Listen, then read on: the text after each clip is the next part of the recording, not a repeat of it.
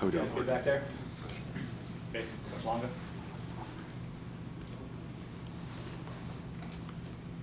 Coach, what is Bo Krause and Daz Newsom become pretty big targets for Sam? What have you seen from their development, especially Bo, who's kind of become like almost a go-to touchdown target? Bo actually had a tremendous spring ball for us, and then he's a little bit quieter in summer camp, but he has proven to be a very, very productive guy around the football. He's probably made the most contested catches for us this year, and so I think when a receiver does that, you know, you instill more confidence. If Sam has, or if any quarterback in this offense has a similar matchup on both sides, I want him to discriminate and throw to the guy that has proven to be maybe the better fade guy or the better change of direction route guy, whatever happens to be called on that particular play. So we want to feed the ball to the guys that have proven to be productive. And I think as each game has gone by, really starting with South Carolina when he caught the big touchdown, it's each week he kind of states his case for Sam. So I think right now Sam feels really comfortable throwing the Bo, Diami, Daz, Toe, the four guys that are playing the most. I mean, that's why they're out there. I don't know if he'd tell you he favors one over the other right now, which is a good thing for our offense. Was Bo done maybe worked on that allowed him to maybe take the next step? I think it's the contested catches. I think he's done just a great job when he actually is covered well of coming down with the football. He's had more of those catches than our other receivers. He's been in more of those situations. And so maybe where he's a little better or a little worse athletically than some of the other guys, he's just because he's long and he's tall and he's very, very aggressive to the football. And I think that if you wanted me to pinpoint one thing, that would be probably the top asset that he has. Just keeping on the conversation about Bo. Sure. My understanding, you have a daughter that has type 1 diabetes.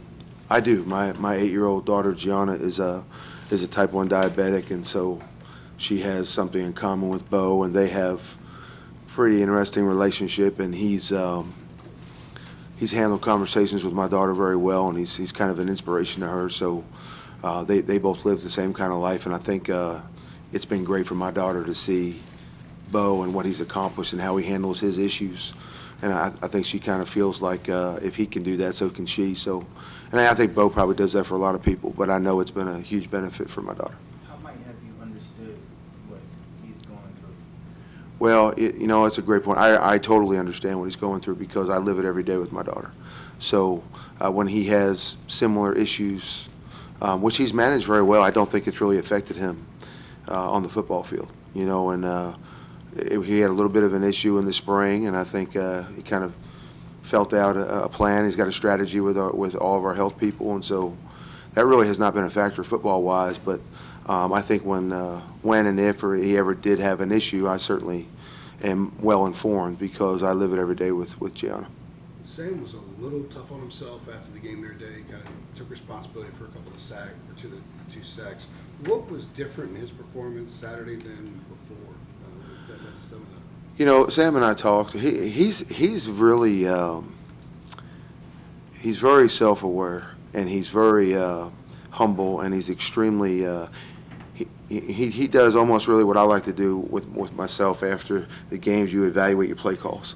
You self-evaluate, and then you want to try and get better. And he does the same thing. He'll watch the game before we get together, and he'll already be kind of informed.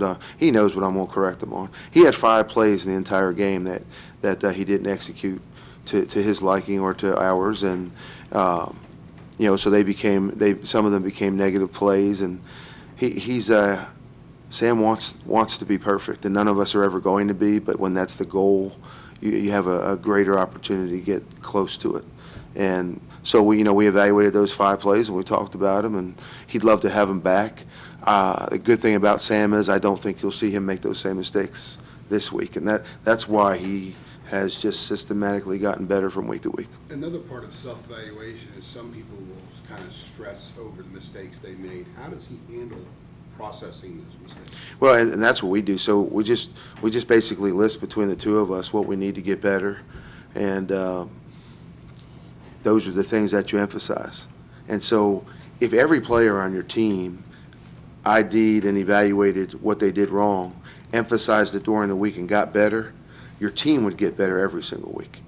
And that's a sign of good coaching, and it's a sign of maturity with your players.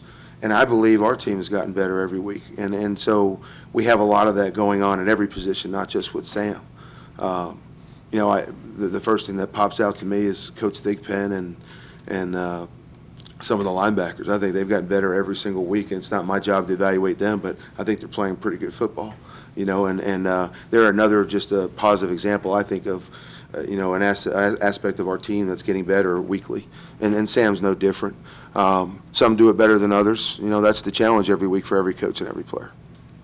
What's allowed Daz to really take a step forward over these past few games? Daz is playing very, very instinctively right now, and I think he's starting to he's going beyond just understanding the play that we're calling. He kind of understands why we're creating a certain matchup. I think he understands when he's not the primary guy and how he can help get the ball maybe to Diami or one of the other receivers. He's doing a good job blocking right now. So he as every week goes by, he has a greater understanding of the whole thing, and I think he's to a point now where he's able to play as fast as he can play. And he has speed and he is an athlete, and so as soon as you can get anybody like a Daz Newsome to not have to think when they're playing football, I think you're going to see their best football. Phil, That's kind of the crux of the whole offense. Phil, Mac mentioned that he thought when Javonte fumbled there late, it was just a matter of them trying too hard, and that's kind of part of the learning to win deal. I was just curious, when Yeah. you go into a program that's lost a lot in recent years, is that part of the process of making sure they don't do more than maybe what they just need to do? It is. That's part of a few of the plays that Sam had. He went outside the framework of the play and tried to do more than he really needed to. And he would tell you the same thing. I smile because Mac Brown has he seems to nail these situations. He describes them really exactly. I mean, Javonte had a huge game. And, we were down there with an opportunity to win the game because of the way he played, because of the way a lot of the guys played. But, he brought one of his best games, Saturday. And here he is at the end with an opportunity he wants to put the exclamation point on a great night, right? And, he leaves his feet at the 5-yard line. And right around the 4 or the 3 winds up fumbling the football. And you hate to see a running back who's had such a great night finish his game that way, but he was trying. I said, why did you jump? He never jumps. He puts his feet on the ground and he runs people over. And I've never seen him jump with the exception of one run at Virginia Tech where there was an obstacle on the ground. So he said, I'm trying to win. I was just trying to win. And that's what he's trying to do. But the way Mac puts it is he was trying to do a little bit more than he really needed to do on that play. We were really, really excited. We had put a couple things in down there. Thought we would pound that thing down to the 2 or the 1. We had another play we wanted to run, and we felt like we could get it in and go up by 10 and close the show. And that would have been a pretty good feeling. But we like to make things dramatic sometimes, and so the rest is kind of history. You know what happened after that. You ever had a player try to jump from that far out? No. Like, No. like the physics were not there. No, I don't think he realized he was at the 5. I think he saw the goal line, and he was trying to finish it there, and he's trying to make an athletic play, and he did. And, the ball was susceptible when you're in the air. It's hard to squeeze the ball high and tight and keep it protected when you're in the air because you've got to extend your arms to get up into the air in the first place. And so it puts the ball in jeopardy, and that's what happened. Mac mentioned that Javonte wanted to apologize to the team after that. What does that speak to his character and what kind of kid he is? Well, I mean, he feels responsible. Of course, he's not. It's any play that any player didn't make in the game is all equally responsible all the way through, including the staff, and so there was no need for that. But it kind of tells you what kind of kid he is. I think right now it's just going to motivate him to focus in a little bit more this week, and I wouldn't be surprised if he got another great game out of Javonte.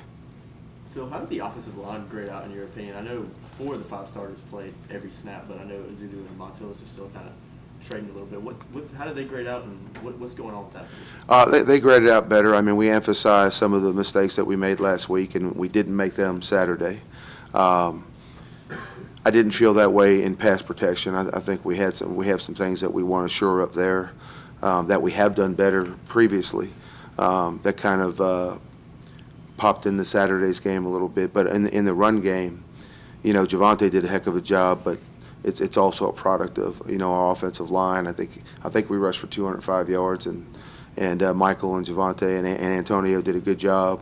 And we rolled through those three guys, and I thought we did a really good job of controlling the line of scrimmage, and better than most weeks, we got to the second level and engaged some people at the second level, and it turned some 4 or 5 yard runs into some explosive runs, and so that was a bright spot for us Saturday night. If y'all ever get Polino back, it seems like he is Yeah. close to getting ready for practicing. How would that change what you do offensive line, where we play? Well, first you get him back, which means you get him cleared medically. Then you got to get him out on the field and practice and see where he really is. So everybody transitions back to practice differently. If he looks fine and he doesn't look rusty and he's techniquing well and he's moving, then I'm sure Stacy will work him into the lineup.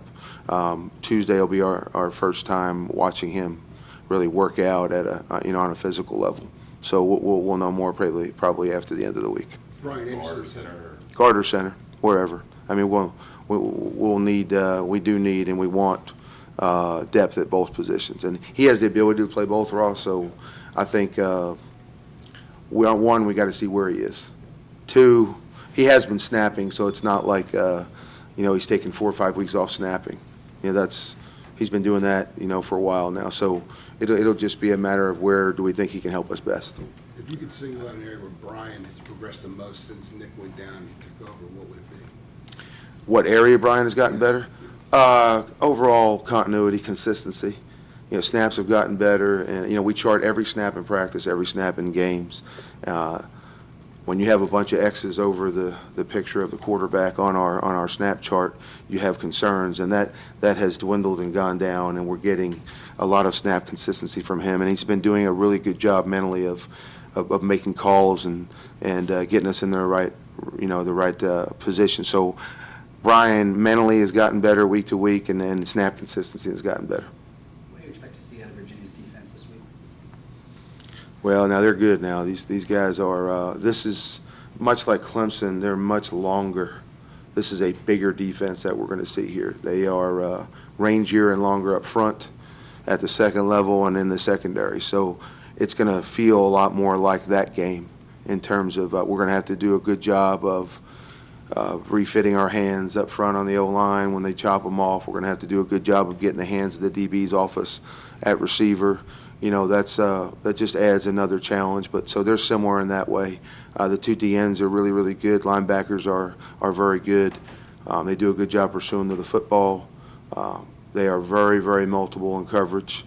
And so for Sam to trigger the ball quickly when we throw it, he's going to have to do a good job of IDing what they're doing, and our guys are going to have to do a good job of working the space when they zone it and creating separation when they man it. So we have our hands cut full and our work cut out for us this week.